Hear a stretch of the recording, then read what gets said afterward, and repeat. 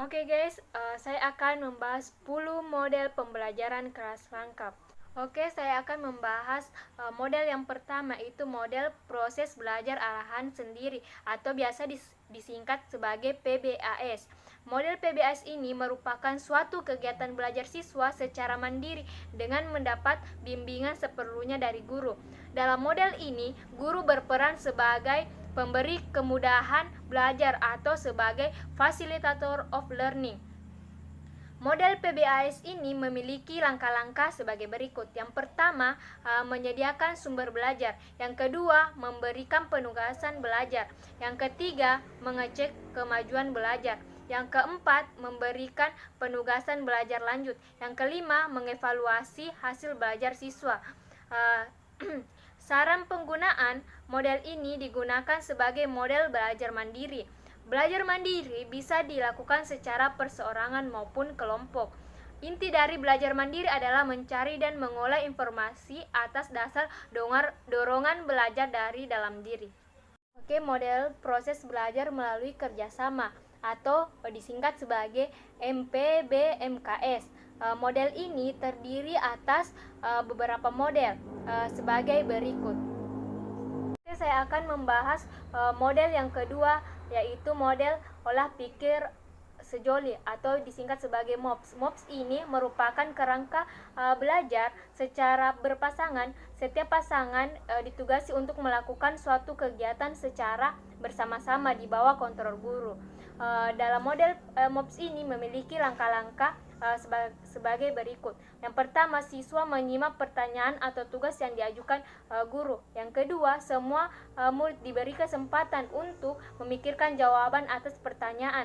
Yang ketiga, guru memberi isyarat agar siswa secara berpasangan dengan siswa lain yang duduk di samping untuk mendiskusikan jawaban atau mengerjakan tugas. Yang keempat, setiap pasangan diminta untuk merumuskan jawaban yang disepakati berdua. Dan yang kelima, yaitu masing-masing pasangan diminta untuk menyampaikan pendapatnya. Adapun saran penggunaan model ini yaitu menitik beratkan pada komunikasi banyak arah secara bertahap. Tahap pertama dan kedua mewadahi komunikasi satu arah dengan respon dalam bentuk komunikasi dalam diri atau interpersonal. Tahap ketiga mewadahi komunikasi timbal balik dalam kelompok kecil 2 orang sebagai persiapan komunikasi banyak arah dalam diskusi kelas. Model PKR yang ketiga itu model olah pikir berebut atau disingkat sebagai MOPB. Model ini merupakan kerangka kegiatan belajar yang menekankan pada proses berpikir menyebar atau divergent thinking secara dialogis.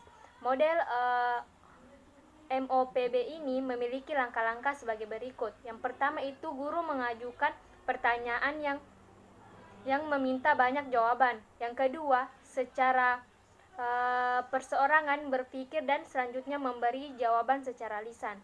Saran penggunaan model ini termasuk dalam proses curah pendapat atau yang dirangsang dengan pertanyaan menyebar, yakni pertanyaan yang menuntut banyak jawaban yang bervariasi.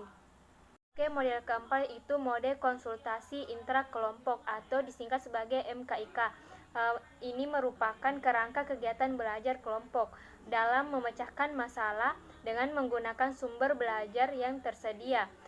Model MKIK ini memiliki langkah-langkah sebagai berikut. Yang pertama, siswa diminta untuk menyiapkan alat tulis dan semua pena disimpan di tengah setiap kelompok. Yang kedua, setiap kelompok diminta membacakan pertanyaan dari beberapa pertanyaan yang telah disiapkan guru. Yang ketiga, semua siswa mencari jawaban dari buku atau dari hasil diskusi. Yang keempat, siswa yang duduk di sebelah kiri membaca pertanyaan pada setiap kelompok ditugaskan untuk mengecek apakah setiap murid dalam kelompok mengerti maksud pertanyaan dan menyepakati catatan masing-masing. Yang kelima, bila telah dicapai kesepakatan mengenai jawaban atas pertanyaan itu, semua murid mengambil pena masing-masing dan menuliskan jawabannya.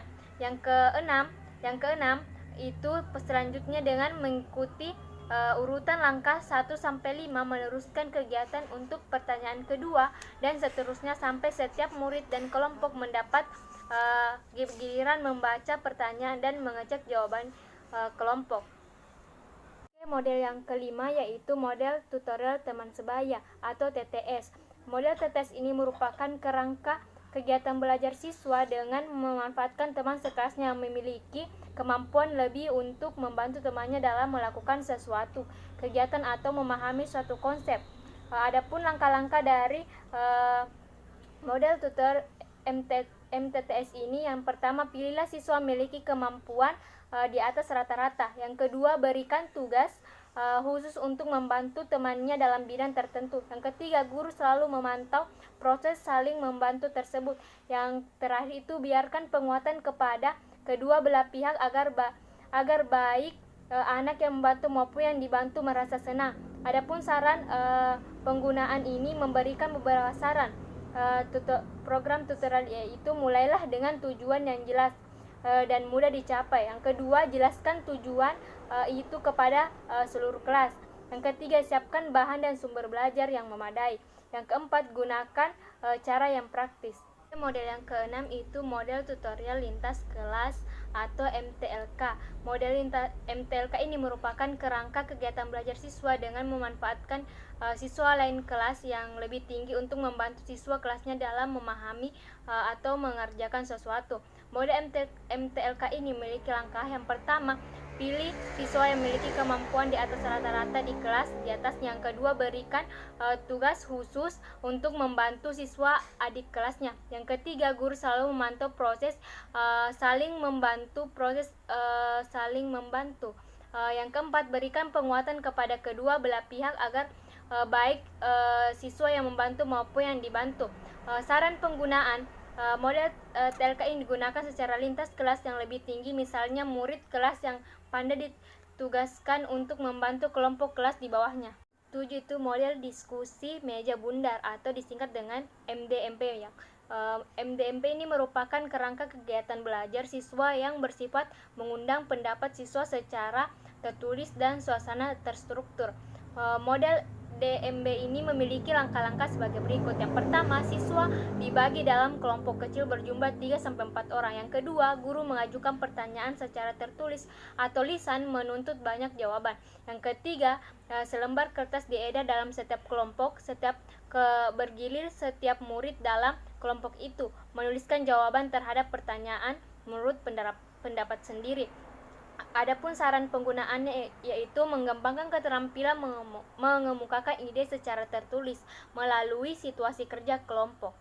Model yang ke-9 itu model tugas diskusi resitas atau disingkat sebagai MTDR. MTDR ini merupakan kerangka kegiatan belajar siswa dalam rangkaian kegiatan melaksanakan tugas, mendiskusikan tugas dan melaporkan hasil kegiatan pengajaran tugas tersebut.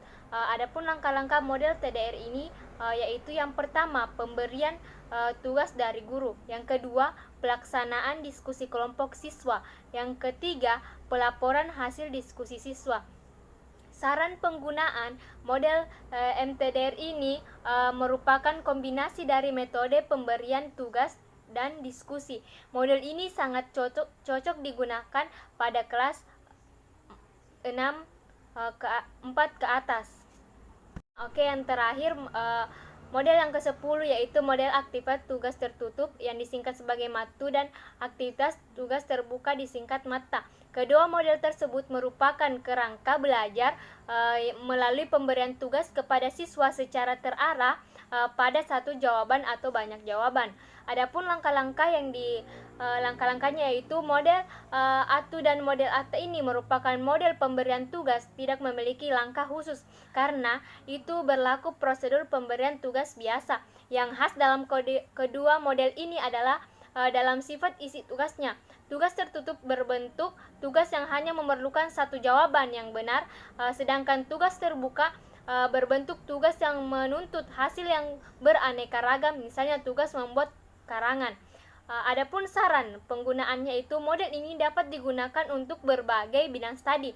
Dalam kelas PKR model ini lebih tepat digunakan di kelas 4 ke atas, peran guru dalam model ini adalah sebagai narasumber dan manajer kelas.